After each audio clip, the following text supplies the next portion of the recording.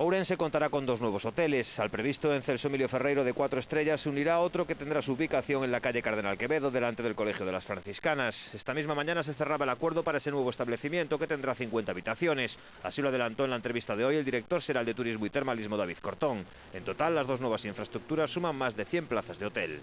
Sabemos, hai un primeiro hotel que está xa iniciando obras. En este momento xa ten permiso de derrubo da edificación onde está en Celso Emilio Ferreiro. É un hotel que é un acordo entre empresarios locales e unha cadena que é Oca Hotéis, que é Galatea, que é unha cadena que se dedica fundamentalmente a hoteles con certo encanto.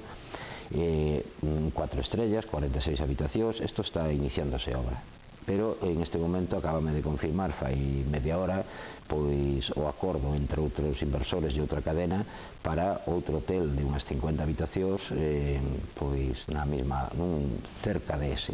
Neste momento non podo decir ainda exactamente porque non teño o permiso da propiedade para anunciar, pero si me comunicou a cadena que estaba negociando e a propiedade que había acordo xa de explotación e, polo tanto, están con o proxecto arquitectónico xa prácticamente acabado.